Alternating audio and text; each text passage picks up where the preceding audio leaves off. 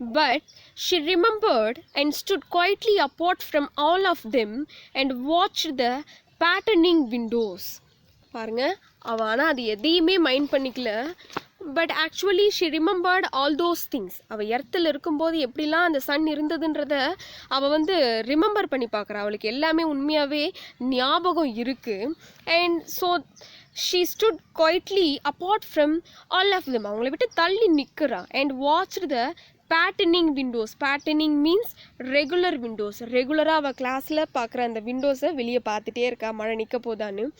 And once a month ago, she had refused to shower in the school shower rooms, had clutched her hands to her ears and over her head, screaming the water mustn't touch her head.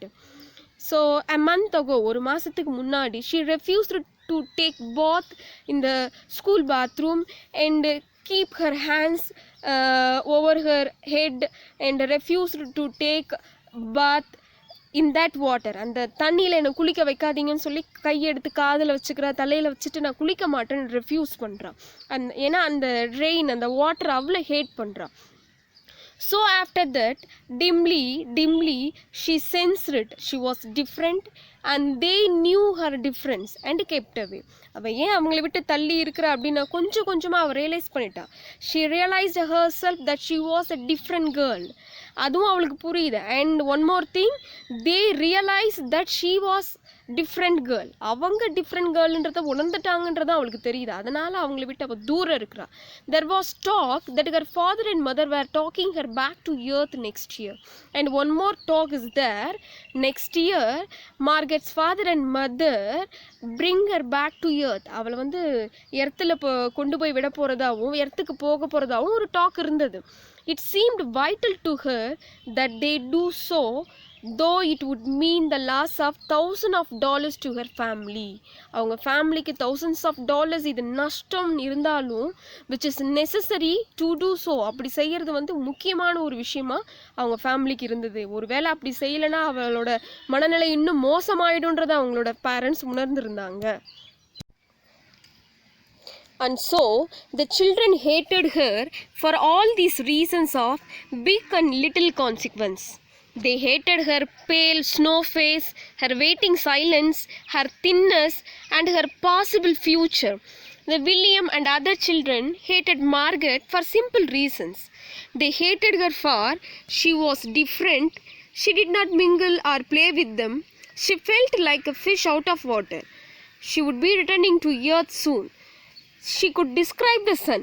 So they bullied her out of jealousy. ஒரு ஜெலசியில் அவளை had பண்ண ஆரம்பிச்சிட்டாங்க.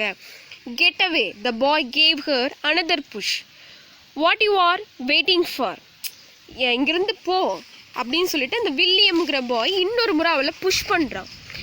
What are you waiting for? எதுக்காக அங்கே நீ wait பண்ணிட்டு இருக்கேன்னு சொல்கிறான்.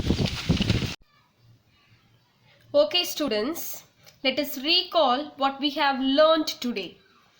All Summer in a Day by Ray Bradbury takes place on the planet Venus, a generation after the first colonists from Earth arrived there. Venus has a peculiar climate that every 7 years the sun comes out for just 2 hours. The rest of the time it rains all day, every day. The planet is covered with thick jungles and unruly weeds, perpetually caught in a cycle of growth and destruction. Humans live underground in a network of tunnels, eagerly waiting for the brief summer. A group of children press against the window of their underground classroom on the planet Venus, watching as the rain outside begins to slow. It has been raining ceaselessly for years. These children are the first to grow up on the planet. One child, Margaret, stands apart. Like all the children, she is 9 years old. Except her, no other children have seen the sun before, as Margaret arrived at Venus from Earth 5 years ago. The day before, the school children had read about the sun and written short stories or poems about it. The children are supervised as they wait feverishly by the windows. They worry that their teacher won't return in time and that will cause them to miss the sun. Margaret continues to watch and listen to the rain by herself.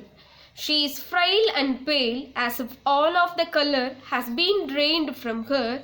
Expecting their teacher, they say she had better hurry, we will miss it. William, one of the boys, asks Margaret what she is looking at. When she doesn't respond, he shows her, but she still doesn't react. Margaret herself usually eschews the company of other children, refusing to play games or sing songs unless they are about the sun. Sometimes she describes the sun, but William and the other children claim she is lying. For the most part, she keeps to herself and avoids the touch of water.